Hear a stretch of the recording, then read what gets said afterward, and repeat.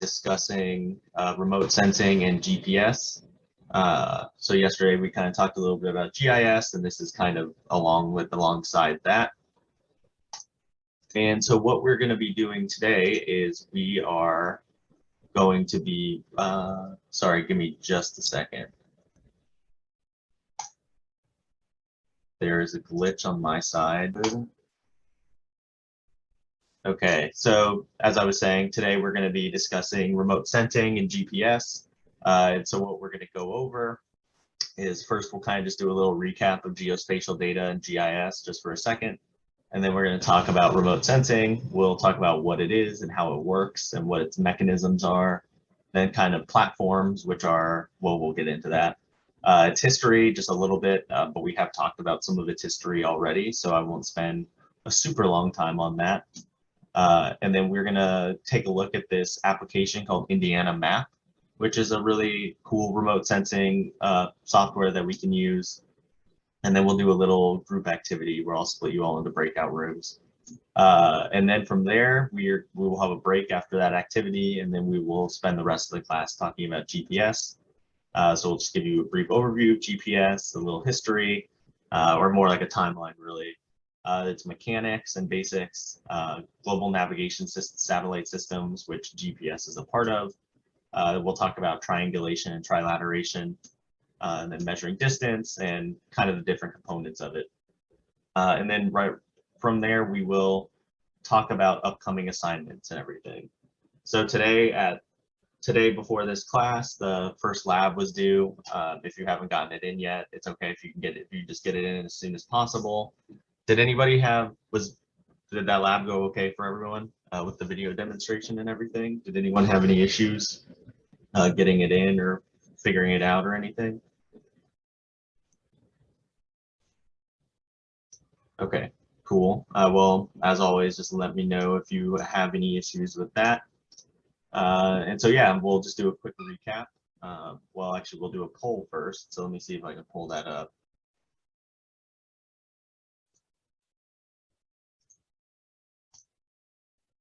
Okay, great.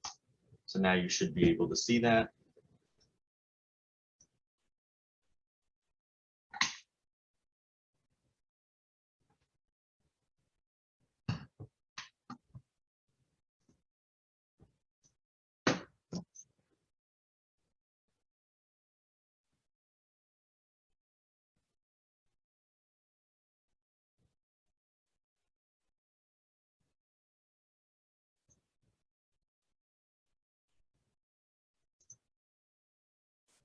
Okay. So this is interesting. This is probably the most split question that we've had so far. So at least one of you said that you don't leave your GPS turned on. Can I ask why, whoever that was? I actually don't have GPS on my phone. I don't have a smartphone. Oh, But really? I'd probably turn it off if I did. Yeah, Yeah. that's awesome. So do you just use like an old Nokia or what, or what, like a flip phone? All right, there you go. I have a very similar flip phone right here, or a dumb phone right here, but I don't use it as my primary phone. Well, they're kind of trying to make it impossible. I had the same phone for like 10 years and it just got kicked off the network, and the new ones are terrible. So the one I use is just like it's like an older phone, like an older model, but just has like 4G enabled and stuff. But I only use it as kind of like a secondary phone, like where I'll just switch the SIM card if I'm going out, but I want people to get in touch with me, but I don't want to be like on my phone. I actually do turn off my GPS all the time. I only turn it on for very specific apps and for very specific purposes. But yeah, it's interesting to see this, that most of you leave it on at least for a bit. So I will stop sharing that now. I really like these polls. I feel like they're just a good way of kind of getting going. But yeah, so we'll kind of start with this recap of GIS. So I asked us once again, GIS is, well, how would one of you describe GIS? Like if someone were to ask you.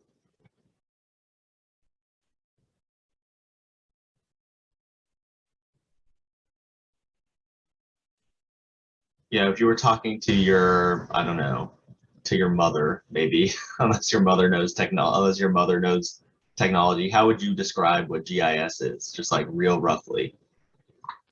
Um, I would call it like it's a system with geographic data, and it just kind of is like the layers of everything, and it all forms together to like show exactly what the Earth looks like.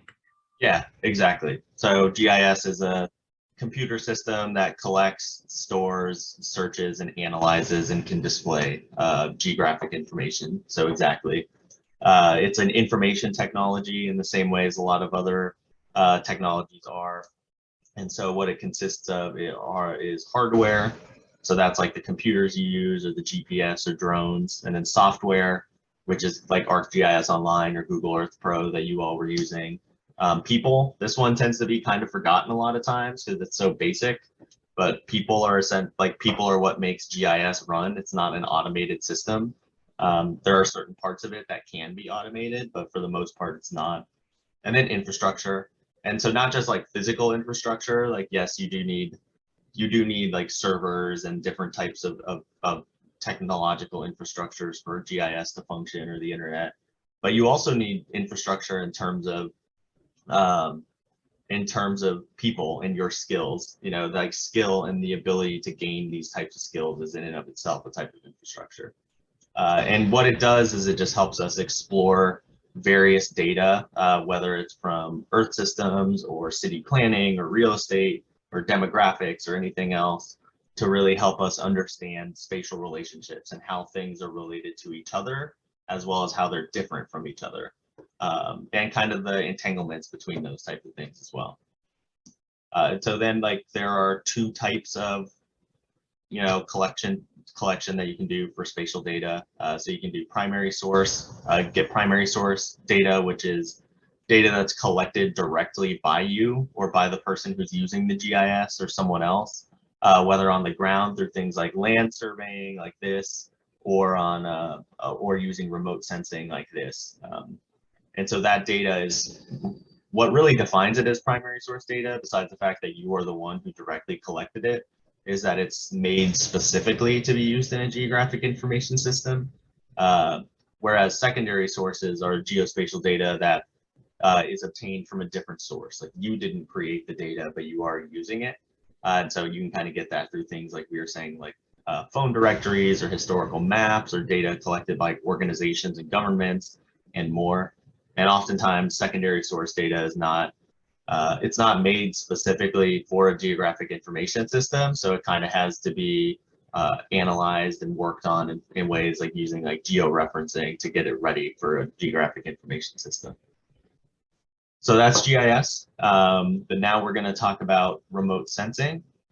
So most of you have definitely seen remote sensing, even if you didn't realize it in action.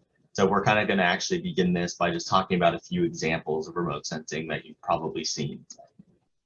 So remote sensing is often used to measure hurricanes and their sizes and other extreme weather events.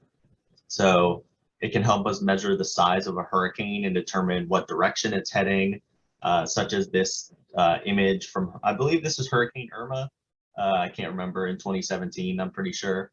And in this situation, what remote sensing does is it's really useful because, one, it can help environmental scientists and people who study hurricanes and climate change understand how the climate is changing and how hurricane sizes are getting larger and larger over time.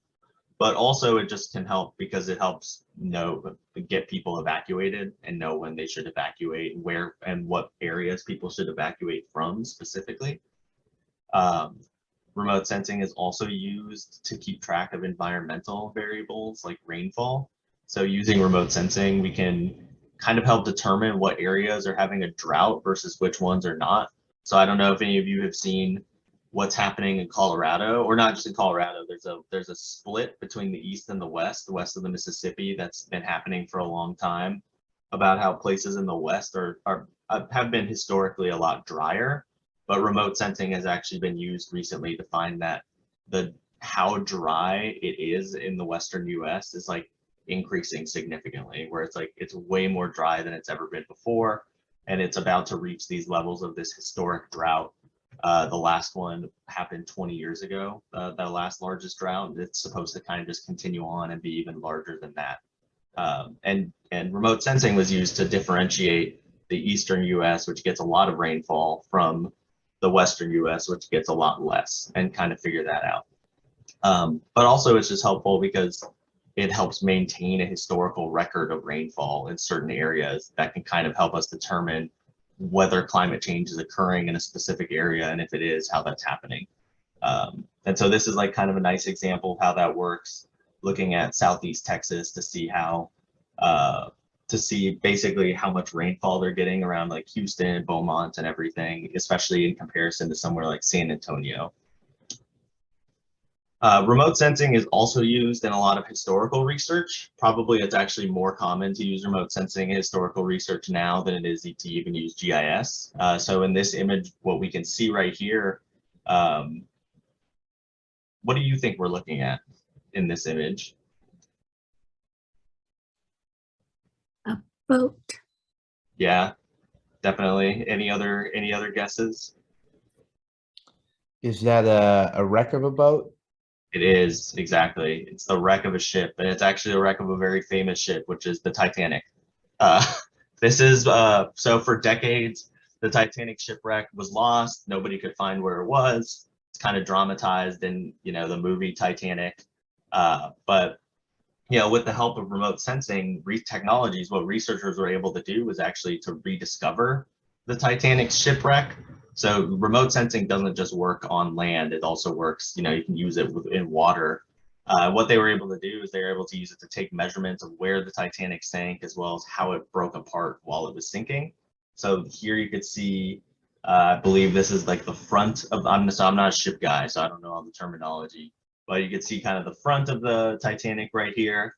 And then like, just like I think 200 yards away, this is kind of the rest of the Titanic as it was breaking apart in the back of it and everything.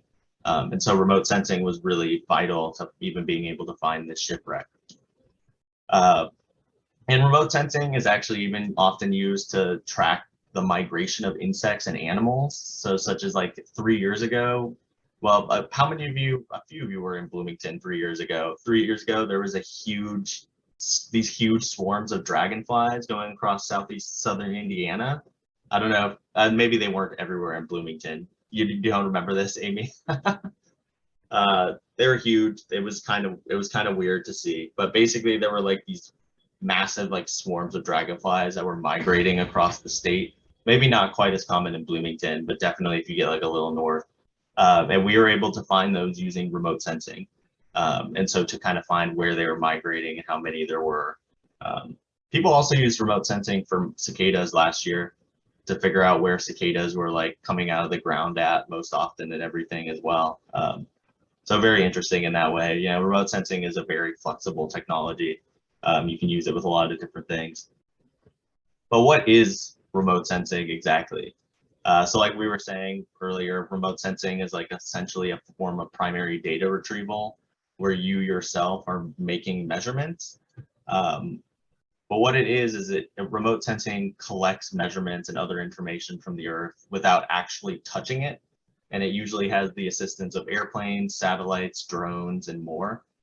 And so basically what it's doing is it's taking measurements from a distance, which is why it's called remote sensing, because it's not touching in the same way we would. And remote sensing essentially means that what we're doing is we're using cameras to capture the physical characteristics of the Earth from above. So all remote sensing is done from above, meaning that it can take a lot of different forms. It could be satellites, low altitude planes, drones, even standing on top of a tall building, taking imagery. You could consider that a type of remote sensing. And remote sensing also sometimes uses lasers and this thing called LiDAR. We don't really get into LiDAR in this class, but LiDAR is very interesting, where essentially what it is a plane flies over a landscape and it shoots millions of laser beams down into the Earth that then are reflected back to the plane, and using that, they can kind of figure out elevation and they can find a lot of stuff. And the thing is, the lasers can actually penetrate forest cover So we've actually found a lot of historical structures that were hidden in forests in the Southeast Asia and in South America and everything as well using that. Look up LiDAR if you're interested in it for sure. It's very cool. And so the instruments that collect the data, cameras, these certain types of lasers like LiDAR, they have to be mounted on what we call a platform. And so at its most basic, the platform is the structure or vehicle that a camera is mounted on to take imagery of the Earth from above. So there's a lot of different platforms that are used. Most commonly, we think of satellites, which operate from space, which are a very important one. But there are other platforms as well. So we use the space shuttles, whenever they're flying up, they use that. Airborne SAR, which is a type of radar that kind of flies fairly high up in the air. Aerial photography is a pretty common one and the earliest form of remote sensing that we still use today. Aerial television, so like helicopters and stuff, as well as drones, like personal drones. Personal drones are very, very common in remote sensing research now. Way more, like even in the past 4 years, it's like just exploded how much people use drones for their research. And there's a lot of people at IU who use drones for their own remote sensing research, like to study rivers, for example, and how rivers flow and how they kind of cut into rock. But yeah, we can kind of go over the history. So we won't spend that long on this just because we have kind of discussed a lot of it before. But remote sensing history was initially defined with an interest in social and human landscapes. So those basically using early forms of photography to take images from above because we wanted to see how the landscape looked from a bird's eye view. So prior to the advent of remote sensing, the only way it was possible to see the Earth from above and to represent it was either through paintings that imagined it from above. So you can see historically a lot of paintings imagining what a city looked like from a different perspective. Or if you were in a city that had tall enough buildings, which weren't really that common, you could stand on top of those buildings and kind of see the city from above. But none of those were really feasible for understanding the landscape as a whole. And so that's kind of where remote sensing came in. So I just love, I know these pigeon pictures keep coming back up, but I just love them. They're so funny. And that really is the earliest example of remote sensing, though, is when people started strapping cameras onto pigeons' chests. So that way when they flew, they could take pictures. And a lot of them are really interesting. I think not because so much of the pictures they took, which are interesting, but just the innovation and creativity that went into doing this. Like this idea of we have these birds that we've trained to fly. Why don't we put cameras on them? So just kind of amazing just to see that. But the first human-controlled remote sensing can be traced to about 1860. So pretty recently at that time, hot air balloons had been created, which were able to lift people higher into the air than had ever been possible before. And so what they would do was soon after hot air balloons were invented, people began bringing cameras into the air with them.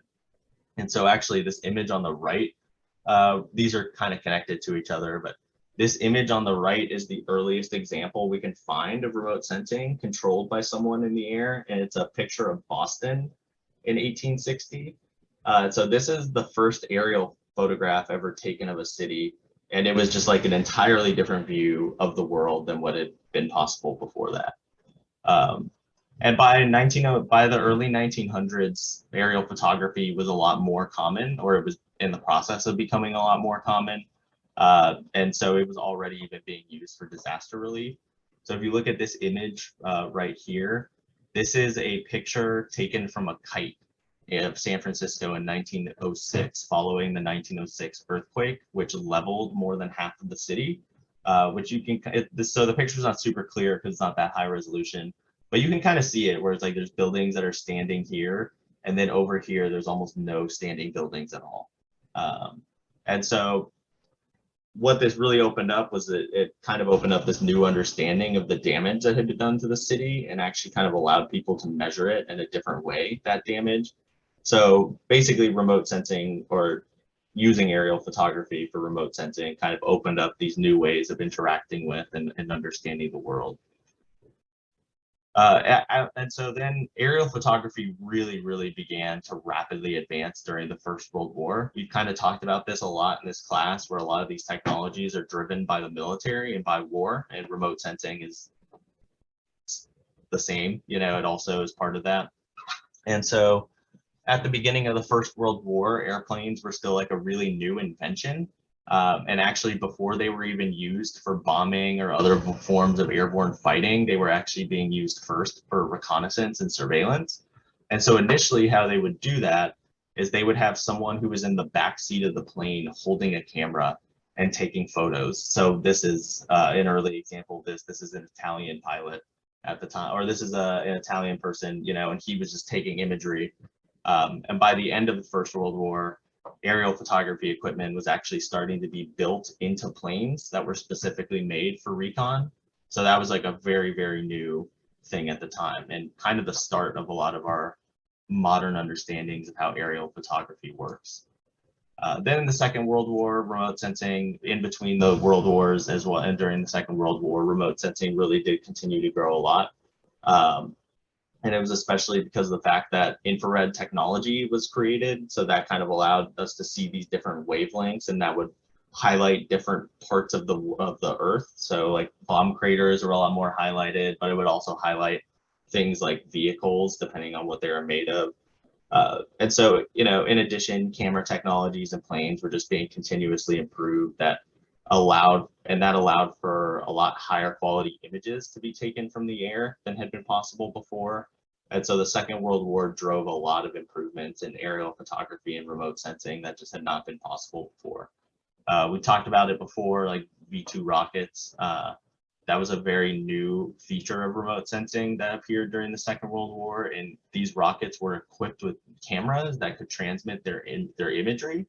The rockets didn't really work very well, you know, and they were designed in Germany to attack London, but they did like lay the groundwork for new advancements in remote sensing kind of over time.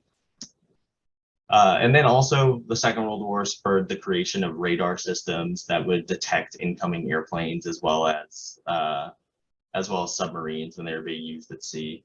And so radar is a really important part of remote sensing now, and that's actually a lot of times what is used to measure the migration patterns of animals. And then during the Cold War, the US and the Soviet Union were kind of in this constant battle to one-up each other technologically. So in 1957, the Soviet Union actually launched the first satellite into space, which is called Sputnik 1. Sputnik 1 was a very simple satellite. It just took pictures of the Earth from space, and I don't even think it really lasted that long, actually.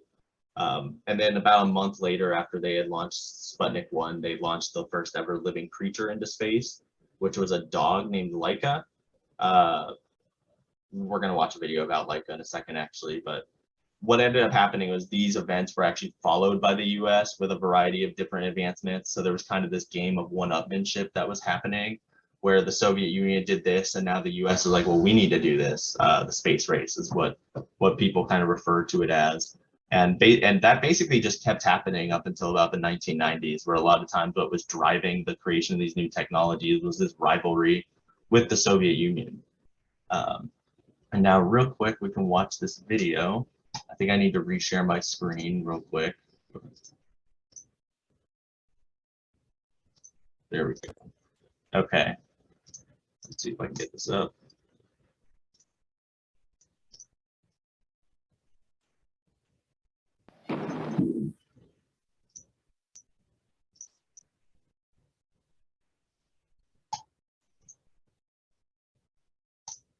Okay, can you all see the video? Yes. Perfect, thank you.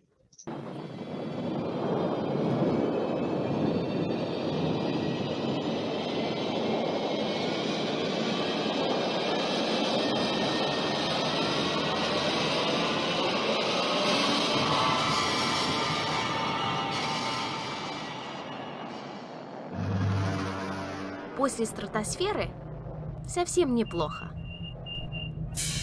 I'm commander of Sputnik 2. Growing up on the streets of Moscow, I could only look to the heavens and wonder.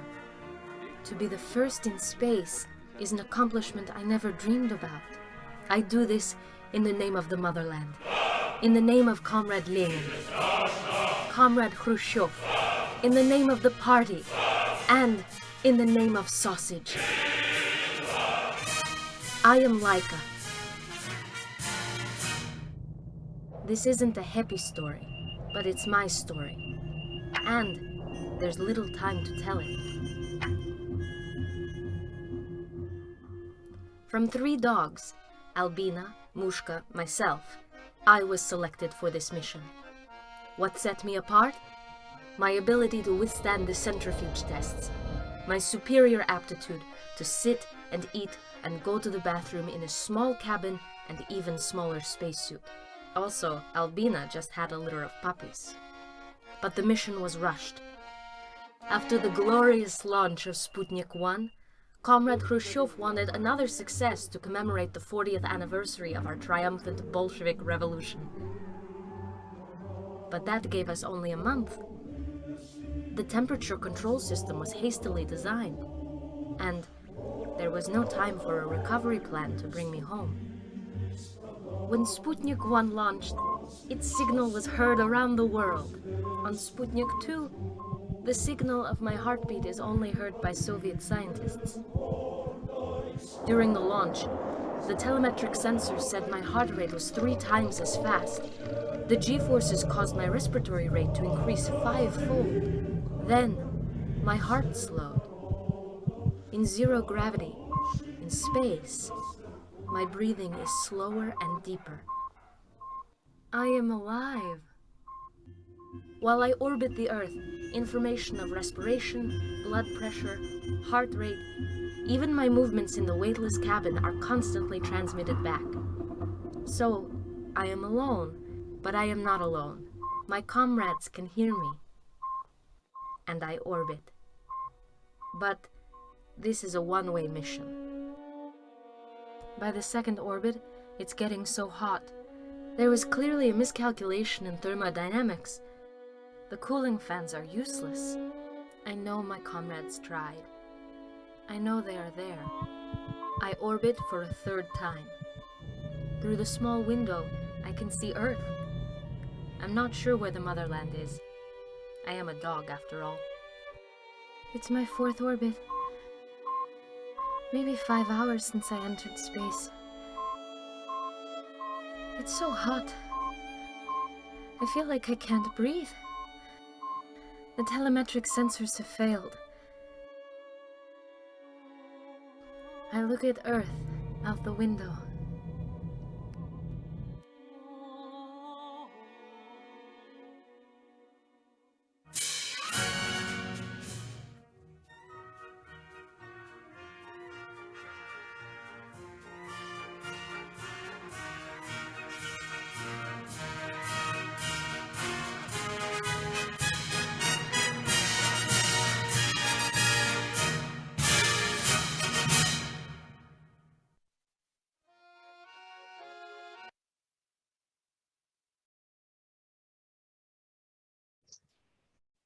Pretty upsetting, I gotta say, but that is a big part of how all of these remote sensing technologies were developed. There was a lot of trial and error in these ways, for sure.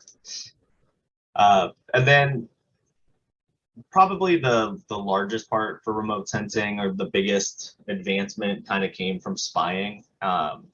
So there was this project that was called Project Corona. It was run by the CIA from August 1960 until August 1972.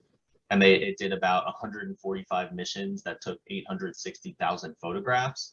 And so what Project Corona was there were basically 8 satellites that overlapped with each other that were constantly floating around and taking imagery of the Earth. And this was before we had these, we could transmit information digitally from the satellite to a computer. And so what they would do initially was they actually had these canisters that the satellite would just drop out occasionally into the ocean, and then they would track the canister where it had gone, and kind of pick it up and get a lot of film out of it, because there was enough film in there for something like 4 million photographs. And basically what it was meant to do was it was meant to spy on the Soviet Union and China and other communist regions. And so it used a lot of different photographic methods. And so there were 8 satellites, but all of them took different types of imagery. Some of them took just like imagery kind of like this. Some of them took imagery that was more like infrared that would highlight specific things. And kind of as the technology developed, they were able to do a lot of different stuff. And basically what they were trying to do with that was just get much data about the Soviet Union as possible in case of a possible invasion or anything else. And the imagery, so Project Corona ended about 1972, but the imagery used, created from Project Corona is actually still used today by researchers for a lot of different purposes, just because there were so many photographs that were taken, like 860,000. So they actually use it for things like studying prehistoric sites a lot of times, or change over time in that area, or to kind of compare the imagery taken from Project Corona to later imagery. The Project Corona thing was actually classified up until about 1996 or 1997 when Bill Clinton declassified it. And a big part of how satellite imagery became so high resolution like it is today was because of spying. And so when they wanted to spy, they needed to have basically the highest possible resolution they could on images. So that way they could make out what is in a place, where it is, a lot of different features. And so that really pushed them to increase resolution technologically. So at the beginning of the Cold War, the resolution, or when the first satellites were launched, the resolution was pretty low. It was like tens of feet. So it's like you could maybe look at a country, but it was not very clear, like it's pretty blurry if you tried to get any closer. But by the end of the Cold War, it was so clear that you could see within like a foot of a place. And so just like put this into context, when I was working at this company, when we were doing satellite imagery analysis, and this was even more clear than what they were using during the Cold War. We got it down to 0.1 meter resolution, which means that every image you could zoom in to within about 10 feet of that place, and you'd be able to see it pretty clearly. And it was clear enough that we could make out the models of cars. That's how clear it was, And so they were doing something that was very similar. I don't think they could make out the models of a car necessarily, but they could definitely make out specific buildings and specific events and that type of thing. Probably the most well-known satellites for spying during the Cold War were the KH-7 Gambit and the KH-8 Gambit. And so the KH-7 Gambit operated from July 1963 to July 1967. The KH-8 Gambit went from 1966 to 1984. So that's like one of the longest running satellites at that time. And it was probably the longest lasting satellite during the Cold War. And they were both very, very precise, where they had a resolution of better than 4 inches, which means that you could zoom in extremely close, kind of like this actually, basically, and you'd be able to see a lot of detail from it. So now what we're going to do is we are going to do a quick remote sensing activity. And so I'll put you all into breakout rooms, and I will put these instructions into the chat.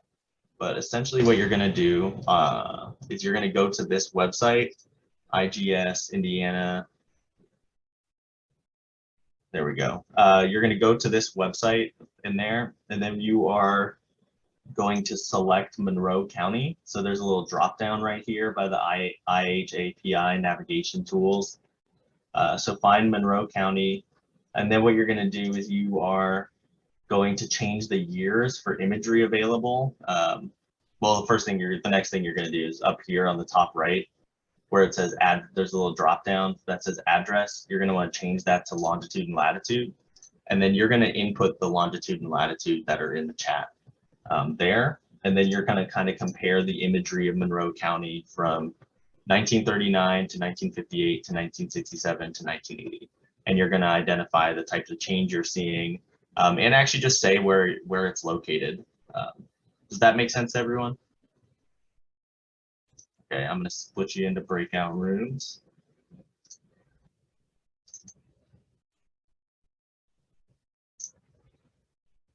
Okay, there we go.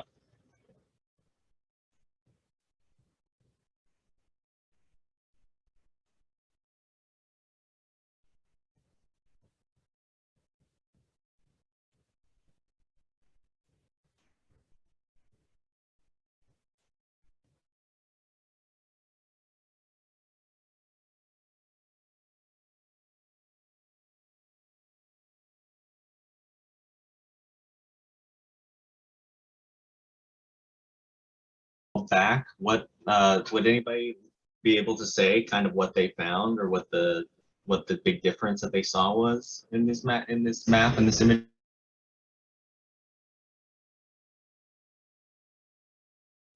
Yeah, it looks like Lake Monroe was like built man-made somewhere in like the 60s.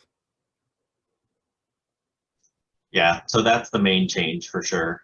Lake Monroe is kind of appears. The imagery is so weird because it's just like suddenly it's there, but it took about like 5 years to make Lake Monroe. And yeah, so from about 1958 to 1967, that's the big change. Prior to that, there's not really that much change, which is pretty interesting to see. Yeah, I mean, does anybody have anything else that they know about Lake Monroe that they can, I don't know, share? It's kind of interesting just to see. And if not, we can just take a break. Maybe we could take like a 10-minute break. We can come back around 11:58 roughly, if that sounds good to everyone. Okay, I'm gonna pause the recording and turn off my screen. Okay, so we're back, and now that we are done with this break, we are going to spend the rest of the class talking about GPS and how GPS works and its applications and everything. So GPS is short for the Global Positioning System, and what GPS is actually a US-owned system of satellites that is made to basically help provide data related to positioning and location, as well as help us with navigation and direction and timing for specific things, but we don't really need to get into that today. And it consists of three main components or systems. And so the first is the space segment, which is what we call these each segments, which are satellites.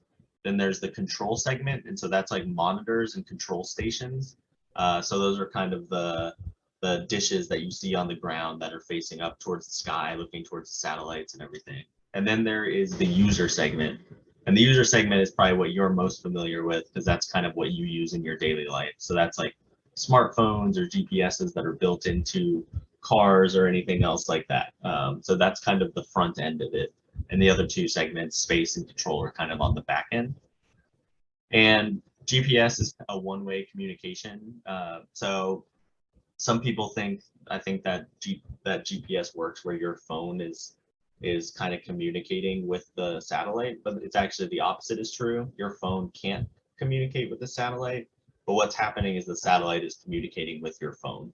So it's this one-way communication.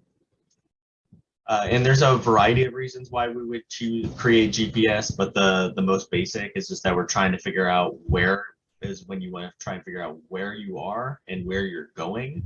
And so that's like historically for humanity, that's been kind of an ongoing conversation and subject, and that's a big part of how mapping developed, like we had talked about before. And so GPS is an extension of that. And like a lot of the technologies we studied before in this class, GPS has its roots in the military. The earliest satellite was Sputnik 1, like we talked about in 1957.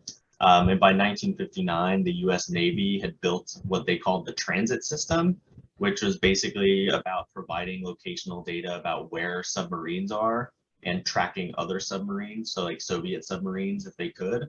And then about 15 years later, Navstar was launched, which was like a military test satellite that was designed specifically for navigation. And that was kind of opened up to civilians a bit. It wasn't super public, but like certain civilians and corporations had access to it as well. And so I'm just going to go through the timeline of GPS real quick. So the earliest kind of manifestations of GPS as we know it now started in about the late 1970s and 1978 when the US launched 11 test satellites as part of what they called the Block 1 GPS program, the US military. And then after In 1983, it kind of improved after Korean Airlines flight 007 crashed, where the US announced that it was going to make GPS available for civilian use to improve navigation and increase safety for air traffic. So prior to this, GPS had actually only been used by the US military and the CIA and other government organizations. And then what they were doing in 1983 was essentially making it more of a public utility. And so then the US government started contracting with private companies that could create their own GPS receivers. So the GPSs that we see, like the little Garmin GPSs, for example. And then 1989, Magellan, which is a GPS company that I think still exists, although it's not nearly as large as it was even like 10 or 15 years ago. They were mostly known for putting GPSs in cars for a long time. Came out with the first handheld GPS device, which was called the Nav 1000. And what that was is it was basically the first fully operational GPS that could be used just by an individual. They were huge though. But you had to like wear like a bunch of gear on your bag. Like it's not like it is now where the GPS is just in your hand. Like they were very big and very heavy. And this was around the time as well that the US Air Force started moving forward with their block program. So that first one we had mentioned was Block 1 in 1978. In 1989, they launched their Block 2 program, which is basically a way of improving the accuracy of satellites and everything. Then by the 1990s, the US Department of Defense actually intentionally began to decrease the accuracy of GPS. So like actually GPS as we have it now could be way, way, way more accurate than it actually is in our daily use. And the only GPSs that are super accurate are the ones that are used by the military and the Department of Defense and these other government organizations. Because they did not want their if they're making it public, they didn't want adversaries of the US to have military advantages by being able to really, really precisely locate things. And so that's what's known as selective availability, where very, very high resolution GPS is available for the military and for others, military contractors, but it's not available to the general public. And then in 1991, GPS, John, you and I were talking about this yesterday, maybe, or maybe on Monday, when you're talking about Eastings and Northings and stuff, where during the Gulf War in 1991, this was the first time that GPS played like a really significant role in a war. And it wasn't even fully operational at that time, actually, like not to the same extent it is now. And then 1995, the US military basically said it's like we have enough satellites in the air that we have a full GPS constellation. So at that time they had 24 satellites. Now we have 31, which we'll talk about. And then over time in the rest of the 1990s, they launched more satellites. So in 1998, they launched 2 additional satellites that would allow for more signals for civilian and aircraft use. And then in 1999, Benephone, I think that's what the company is called. They introduced the first phone that had a GPS in it. Actually, let me get a picture of that real quick. Picture that up.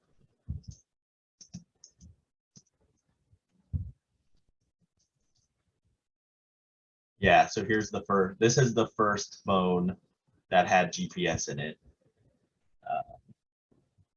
It's not as big as you would think, actually. It did shrink pretty quickly, but.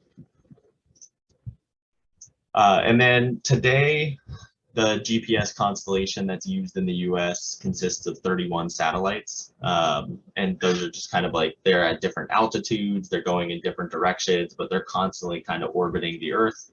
And they each orbit the Earth twice per day, and they are constantly transmitting their signals that then can be found by us on Earth with our receivers, like our cell phones and stuff. And the primary reason that there are two frequencies that GPS uses, and the main reason is actually to increase accuracy. And so I can't speak to the technical mechanics of how this works because it's not so much my area of study. But essentially, what it is one signal kind of comes down and it communicates with your phone, but then like as it's kind of going back towards the satellite where we can really figure out location, a second signal is sent out that's supposed to basically stop that delay, and it actually like, makes it kind of happen faster. And so then that just makes satellites a lot more accurate. And then basically what a GPS signal is made up of, it has codes and carrier waves. And both of these are used to measure the distance between the transmitting satellite and the receiver on Earth. And so satellites do it by first they measure where they are in space, and then they compare where they are with where the receiver on Earth is. And then in comparison, comparing those locations, we can kind of figure out where we are on the Earth's surface. But so we are talking about GPS, but GPS is actually not the only navigation system in the world. There's actually a lot of different satellite navigation systems that are at work. So GPS is just the US navigation system that's owned by the US government. So we call it Navstar or GPS, and there's 31 satellites that have 6 different orbits. There have been 70 satellites that have actually been launched since 1978, but only 31 of them are operational right now. In Russia, they have what they call GLONASS, which has 12 satellites and 2 in orbit initially when it was first launched in '93, but now it has 27 satellites that are operational and in orbit. Then the EU uses what they call Galileo, which was first launched in 2016. Galileo consists of 26 satellites that each have 6 different orbits. In China, they have Beidou, which started in 2000 with 22 satellites. It now has 35 satellites with 5 orbits. And then there are some other smaller navigational systems regionally, like in Japan, they have their own navigational system that's primarily for use in that area, as does India. So it's all to say that these navigation systems are kind of run by governments oftentimes, and they have corporations that are a part of it maybe, but each country kind of has its own way of doing it. And so now we can kind of get into just like how GIS or GPS works. So GPS uses these satellites in space as kind of reference points for locations on Earth. And so because satellites have their own locations in space, we can compare them with our own position on Earth to figure out where we are for our location. And what they do is they use 3 satellites, at minimum 3 satellites, to measure our distance by like kind of trilaterating our position on Earth, which is very similar to triangulation. And so basically what's happening is 3 satellites kind of come close to each other and their signals intersect. And by constantly circling around and locking onto each other, they can find our location as the intersection of those signals. We're actually gonna watch this video in a second that'll explain it in a way that's probably better than I could. And so really what you want to think about is that when it comes to GPS, how it's finding our location is comparing distance measurements from 3 different satellites. And then in comparing those distance measurements, they can kind of pinpoint where we are. Sorry, I'm gonna need to reshare my screen one more time because I keep forgetting to turn on the video clip stuff. Okay, there we go.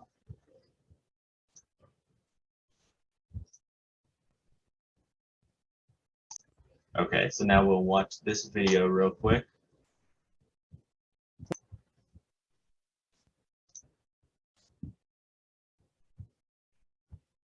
We throw the acronym GPS around all the time, and sometimes we'll even refer to Google Maps or Apple Maps as GPS. But the truth is, they aren't GPS. They're just GPS receivers. So is that a satellite in your pocket, or are you just happy to see me? It's a satellite in your pocket. GPS isn't just a feature on your iPhone or an inbuilt service in your car. It's actually the entire system of up to 30 satellites that were put into orbit by the US government to assist us in determining exactly where we are on Earth. GPS relies on the visibility of at least 4 satellites in the sky at all times from any position on Earth. The calculation of where exactly you are on Earth, as well as what altitude you're at, relies on the mathematical principle of trilateration, which is similar to the concept of triangulation, a process that allows you to determine the position of a point based on its relationship relationship to the other points in space. You can calculate the distance between yourself and any satellite by comparing the time delay between a radio signal sent by the satellite and the receiver. Because we know radio waves travel at the speed of light, we can calculate the distance from the satellite based on time. Once we have known distances from a point on Earth to 3 or more satellites, we can find the exact point of intersection of all of the spheres of possible distances from all of the satellites. This position is our position on Earth. You might be surprised to learn that GPS, the Global Positioning System, has been around in one form or another since 1973. In the 1990s, the US military was frightened of the idea of adversaries using GPS for ill, so they made it a public resource and purposefully degraded the signal. So let's all thank the US government for keeping this system up to date and trusting us with only using GPS for good, like finding out how far exactly we are from the closest Chipotle. Ooh, Siri, I need a burrito. Hey, thanks for watching. Make sure to like this video.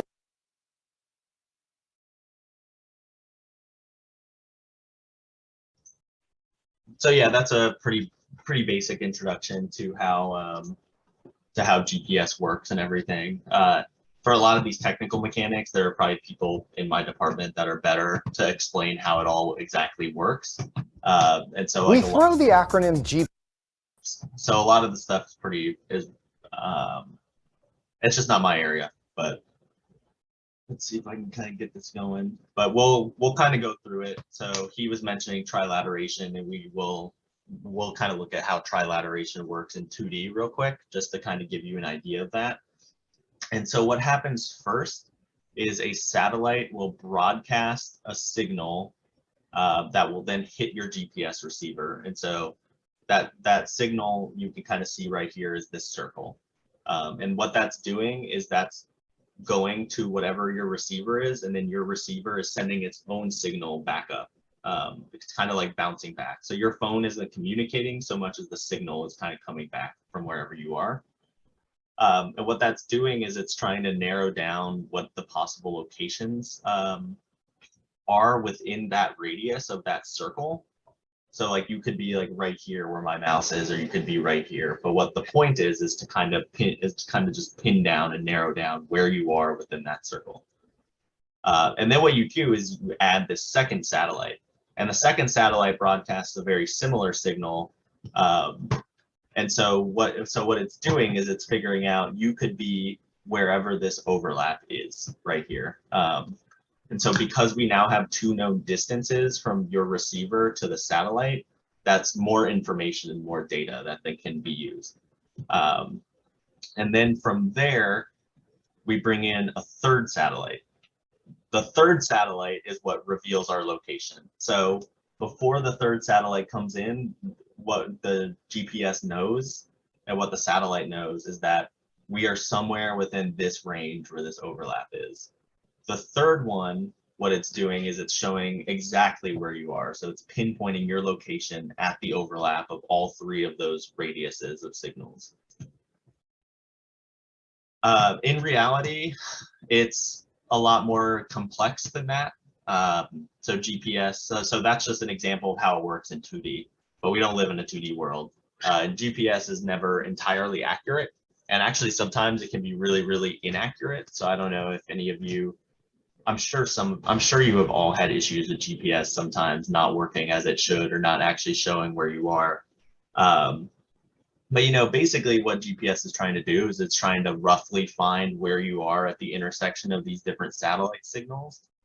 And so the more satellites there are that have GPS signals, the more accurate it is. And it's because the GPS has more data, which then can be used to better isolate your location. And so those times when it doesn't work very well, it's because you're not getting that many satellites at one time. But if you have a lot of satellites, like if you have more than 3, like you'll be pretty good when it comes to that. So in 3D, the way this works is each satellite is at the center of a sphere, and so not a circle. Because we live in a 3D world, satellites actually don't work based on circles. They do work based on spheres, and it's because satellites have different paths and they have different elevations. So they're not all like on this flat plane at the same level. Like some of them have a higher elevation, some of them have a lower or altitude, some of them have a lower altitude. And so just like the intersection of the three circles previously, what you want is you want the intersection of the spheres from where each satellite is. And that's what determines the location. So in the real world, for us to accurately, really pretty accurately determine the exact location and position where we are, you want at least 4 satellites. And so what you can see, you can kind of see it right here in this figure, the intersection right there of all of these spheres, that is where you are located when it comes to GPS and everything. And GPS, the way that it measures a lot of this distance and helps figure out location is by measuring distance. And so it measures distance by first sending out a signal that has an atomic clock. So each satellite has an atomic clock, and that keeps track of time. And then what it does is it sends a signal to the receiver that you have, and then it compares the difference in time between the receiver versus the atomic clock.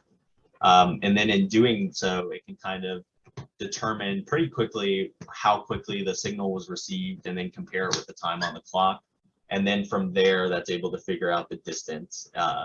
And so that's kind of it. So it's using the speed of light and how long the signal traveled to figure that out. And that can actually really determine, like, the atomic clocks are really, really, really accurate and really precise. And this is a big part of why we can't change the time on smartphones, or you shouldn't be able to. I know last semester I said that, and actually a student is like, well, I've changed the time on my smartphone. You should not be able to do that. Like in theory, you shouldn't be able to do that, but I guess it kind of gets through sometimes. But you can't do that because it's kind of based upon satellite imagery or satellites and atomic clocks, how they're setting time. And so we mentioned earlier that GPS is made up of 3 segments. There's the space segment, there's the control segment, and there's the user segment. The space segment is satellites and stuff, and the user segment is you using your GPS on your smartphone or it being in your car or something like that. The control segment is basically a way of referencing the locations of satellites. And so we have these kind of base stations that are, so base stations at all these areas. There's the master control station, there's alternate master, there's a variety of different stations. And what they're doing is they're monitoring the satellites and what they're transmitting and the signals they're transmitting to make sure that they're still working as they should. And they also perform like analysis on those GPS, those satellites, to see if they can make them more accurate and everything over time. And they also actually send commands to the satellites about where satellites should be facing, how often they should be sending out their signals or what kinds of signals, that type of thing. And so that's the 3rd segment of GPS, where it's the one that kind of this fixed segment. People are moving, satellites are moving all the time, but these control segments are always fixed in a single place. And that's why they work as a reference location. We won't talk too much about base stations, but essentially what they call it's short for continuously operating reference stations. And what they're doing is they're just constantly logging data about satellites and GPS and how it's working. They are often independently owned or operated. So a lot of companies, larger companies like Google Maps, for example, have their own base stations. But they're also used with the government. They're also used by governments as well. And what base stations do is they essentially give you this fixed reference point that then can be used to make the GPS more accurate. And so if you look at this figure right here, this figure is showing how the satellites kind of intersect right here, wherever you are. And then they also are intersecting with this reference station, which is then used to correct whatever issues there might be in your location. You might be not surprised to hear this, but satellite imagery tends to have a lot of uncertainties in how it works. So there's uncertainties in the atmosphere. For example, sometimes certain signals will bounce back off of the atmosphere and actually not make it to the Earth like they're meant to. A lot of times there's issues on the ground. So if you've ever tried to use your GPS inside the home or inside a building, that would be an example of it not working on the ground because it's just like you can't figure it out. Or maybe it hits certain landmarks. So GPS is really, really hard to use in urban areas a lot of times, especially major cities. It's called like a multipath error. Basically what's happening is the GPS signal's hitting a bunch of different things, and then it creates this confusion about what your location actually is. And then oftentimes there are just problems with the satellites. So satellites are like atomic clocks, for example, are really, really precise, but they're not always perfect. And sometimes they break. Or that's like the satellite will break in and of itself. Like when I worked on this satellite, that was a very, very expensive satellite. And it was only it only lasted for a year until it broke. So it was a huge, huge waste of money, and it led to a lot of layoffs at that company when that happened. And so like the satellites just have these issues as well. And sometimes there's just problems with the receiver. Like, so I mean, Amy, you were saying your phone doesn't have a GPS. My smartphone does have a GPS, but it's like probably like one of the worst GPSs ever put into a phone. It's really inaccurate and really bad. And so sometimes there's just problems with just like your gear. That kind of keep GPS from working very well. And, you know, we can apply GPS to a variety of different things. So we can use it for things like Amber Alerts, or we can use it to measure the motion from earthquakes, or monitor migration patterns for endangered species, or even speed limits and stuff like that. How many of you have used Double Map, the GPS app that IU uses for public transit and stuff?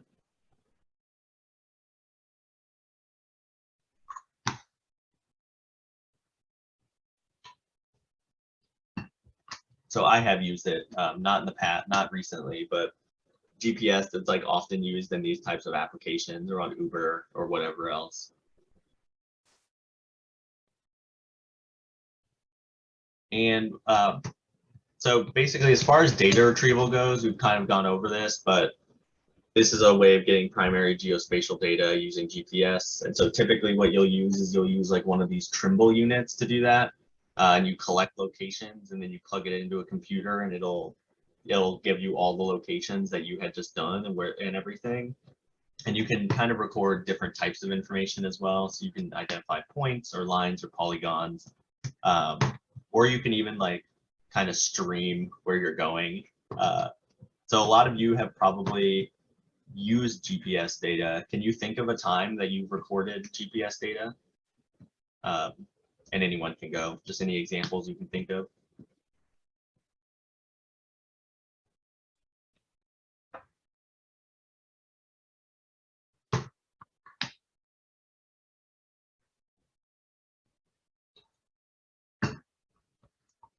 I mean, do any of you have smartwatches that you use for like exercise or anything?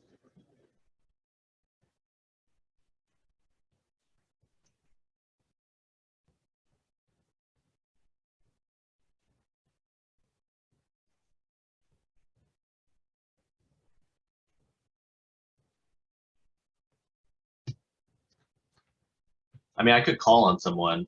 I would rather not. I would rather not do it. No, none of you have a smartwatch or anything that you've ever used, or have you ever used like Strava or any of those types of apps?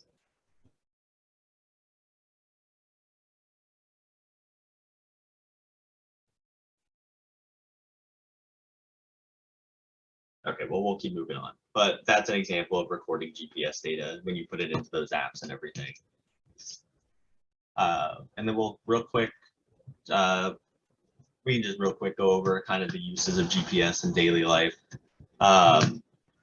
So GPS navigation is pretty much everywhere today for as far as navigating goes. And so it first really became mainstream about 2007 or 2008.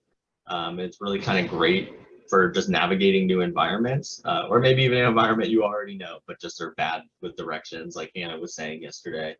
And basically what it'll do is it'll just tell you how long it takes to get from one place to another.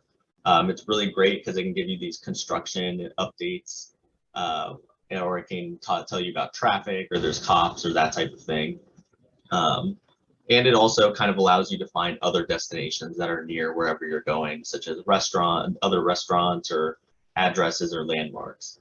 But there are issues with GPS, which we've kind of touched on a little bit so far, which is GPS is also really not very good for our cognitive maps and for our understandings of where we are and where we live.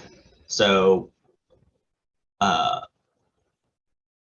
a lot of times the ways that you get to know a place is through exploring it, and you kind of like walking or biking, or if you drive a lot without a GPS, you can kind of get to know a place. But what GPS does is GPS basically makes it a lot harder for us to learn places and remember them, because often it takes you on the same route over and over again. And so it kind of disconnects you from the place that you live.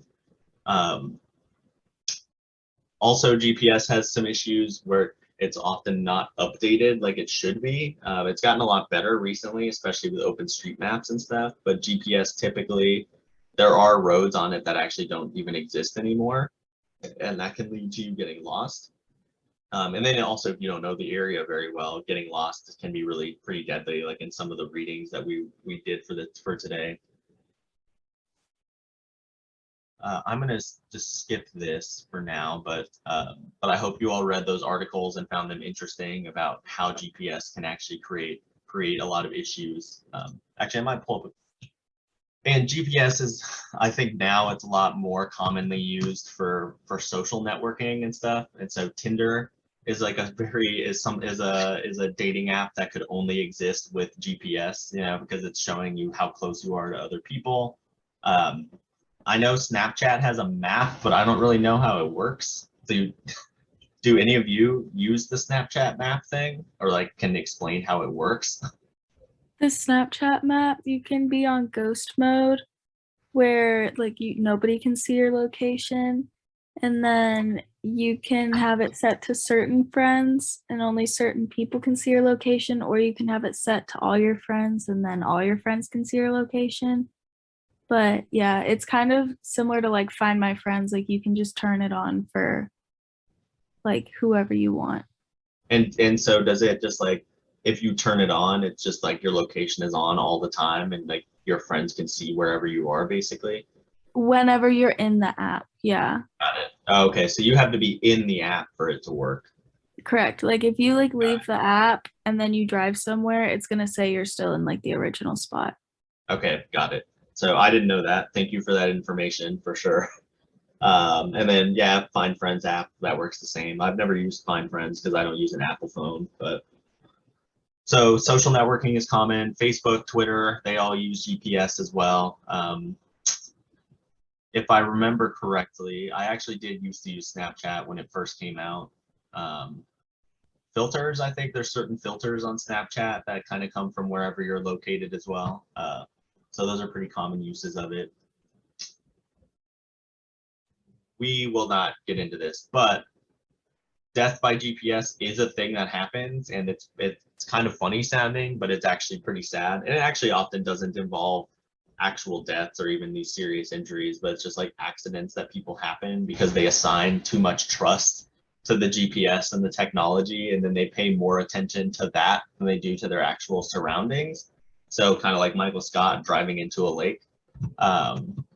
So a lot of times what ends up happening is that like the GPS is not in and of itself failing, but it's just that the GPS was so correct that people actually kind of like get messed up from it. And oftentimes they'll even just bring you onto these random roads that you're not supposed to go on. Like I had a student last semester who was telling me that when he was in Yosemite, he used GPS, and the GPS took him on all these fire roads that were like, they're typically just used by the forester or the firefighters in that area when they need to go somewhere for an emergency. So they're not typically meant to be driven on. And his car got stuck in the mud because it was like not made for that. Yeah, so that's kind of death by GPS roughly, you know, and there are people who have died from it, where people have like, they've accidentally taken a wrong road and they couldn't get out of it and they ended up like dying on just some random road in the mountains. This has happened in Colorado a few times over the past 5 or 6 years. But yeah, basically what death by GPS is meant to stand for is just people put more put more faith in the technology than they should, than they just trust it blindly. And then because they're using it as a geographic crutch, they don't really know their area, where they're at very well. Pin dropping. How many of you have how many of you have like dropped a pin before to help someone find you? Or like, I think you can text it now, right? Wherever you are. Yeah. Yeah. So Hannah, you've used this before as well. Yeah. With iPhones, you can send your current location or share your location. So like sometimes I'll like send my current location and to my friends and I'll be like, come here right now. Got it. So that makes it a lot easier to find your friends. But GPS is all, besides just the daily life stuff, GPS is also often used for tracking. We're going to have a week on this, or a lecture on this closer to the end of the term. But basically, GPS is often used to determine where you are, where you were, where you came from, how long you spent time at a location. It can even figure out where you slept and where you ate. And so the New York Times a while ago, maybe last year, did a test of about 20 apps, and they found that 17 of them were actually sending out all of the latitude and longitude information collected to businesses. And this is like, actually, like, it says 70 businesses right here, but 70 is even a low estimate. Like, they send it to a lot of other businesses. So this is a big reason why I turn off my GPS all the time, unless I'm like actively using it. And so there was this app that's kind of like infamous now, called The Score. And what The Score was it's a sports app that's meant to basically give you updates on scores of games that are happening. And so what it would do is it would prompt users to grant access to their locations. And in theory, what it was doing was recommending local teams and players that were relevant to you. But really what it was doing was it was just passing on those coordinates to a bunch of advertising companies. And so this spokesperson for the Score actually said that the language in the prompt was just meant as a quick introduction to certain key features, and that the full uses of the data were buried in the app's privacy policy. And so what was ended up happening was this app that didn't even really need location at all to work was asking people for the location, and then it was selling all of their locational information to these companies that could profit off of it. So that's just kind of something to keep in mind, you know, with whenever you download a lot of these apps, where an app can be seen very innocuous, but it can still be selling your locational data. And I don't know about you, I'm not particularly comfortable with a lot of these companies tracking where I am. For COVID-19, this is GPS was actually really heavily used. We kind of mentioned that a little bit with GIS, but in a lot of countries, like in South Korea and Singapore and Australia, they had these things called contact tracing apps. Contact tracing apps are essentially, they actually look very similar to health apps. So if you've ever used like Strava or something, you would be very familiar. But what they would do is they would basically like you would turn it on your phone, you would turn on Bluetooth and location, and then what it would do is it would communicate with all of the phones nearby you that had the same app installed. And then if somebody got COVID, they say, I got COVID, they put that into the app, and then the app will notify anybody whose phone was near you when you got COVID recently, before then. And so then what it's doing is it's basically allowing you to track the spread of the virus at a really like minute scale using cell phones and individual data. But there's a lot of issues with this. And the biggest issues with it just came from the fact that, like, while yes, it was useful for stopping the spread of COVID-19, and it was extremely effective when it was used a lot, there's also a lot of issues with privacy there, because that data is not only being, like, a lot of times what ended up happening was that that locational information was not only being used for COVID, it was being used for other purposes. So like in Singapore, when they first kind of rolled out their app, they said this data is totally anonymous. This data is only going to be used for COVID, blah, blah, blah. And then about 7 months later, they basically made it a requirement for everybody to download the app, and then police departments started using it as a data source to make arrests and everything, showing that it wasn't actually anonymous in the first place. So there are a lot of issues with this, because the fact of the matter is those apps were created for COVID, but then they're kind of repurposed for other things. Government surveillance is a pretty common concern. So like GPS was used in 2010 for this guy named Michael Cunningham, who was a worker for the New York Department of Labor, and they suspected that he was like kind of ditching his job and not actually doing the work. And so they in about 2008 they hid a tracking device in the wheel well of his car that would track his movements day and night. And they ended up being able to track everywhere he went over the course of a month. And he sued, and he sued them specifically because he was saying he thought that he was being punished for kind of being a whistleblower about like pressure being placed on employees to attend this prayer breakfast that was sponsored by the Department of Labor in New York. And then what ended up happening was actually that just like the electronic tracking of him was way outside of his work hours, where it was just constant 24 hours a day, 7 days a week. They even tracked him on a multi-day family vacation that he had. And so what ended up happening was they were just surveilling this guy for basically no reason and getting all this information about him and what he was doing even outside of work, which was not relevant to their concerns. Most recently, GPS was used to map out the January 6th insurrection from last year, 2021. And so there was this far right. Have any of you heard of Parler? Do any of you have any idea what Parler is?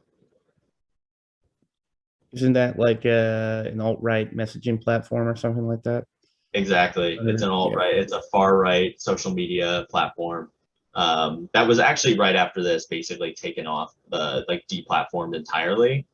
But before it was deplatformed, it actually was, it's kind of amazing. Parler did this thing where basically they would ask users when they created an account to take a picture of their ID and give them all this information about who they were. And then Parler also collected a lot of GPS data. And so during the insurrection, a lot of what was happening was a lot of the people who were there were posting pictures and videos of themselves at the insurrection. And they didn't realize that all of that data had GPS associated with it, locational information associated with it.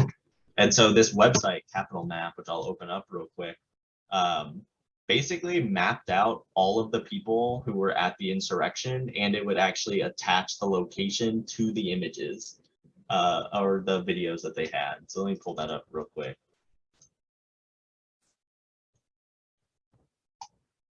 So yeah, here's this Capitol Siege video map. And so what you do is like using, this is being hosted on Google. You can basically zoom in on each of these points, and then you can click on it, and then it'll show you a video of that point that someone had posted, like what was happening there and what video was there. Or like maybe we can even go into the Capitol building. Yeah, so it's just got, it's a pretty amazing resource. It's just got so many of these different kind of features to it, you know, showing where people were. And a big part of it was just because the Parler literally had like 56.7 terabytes of locational information and videos and everything that were connected to users directly with their IDs even. So that is all I have for you today about GPS. For next class on Monday, we are going to be talking about map symbolization. And so we'll kind of be talking about like what's the best ways to kind of design your map and symbolize it and everything. So this is right here is kind of some principles of different types of symbolization we can talk about. Tomorrow is going to be a work day. And during that workday, I would recommend that you work on Activity 2, Lab 2, and Activities 3 and 4. There's video demonstrations for all of them and descriptions up on Canvas. Activities 3 and 4 should be really quick for you. If I were you, I would actually maybe even like just do those first to get them done and then work on Activity 2 and Lab 2 if you haven't already done Activity 2. So Activity 2 is going to be due on Friday at 12. Then Lab 2 is going to be due on Tuesday right before class at 11 a.m. And then Activities 3 and 4 are due on Monday before class at 11 a.m. Yeah, that's all I got for you. Do you have any questions or anything you all want to share with me before we go?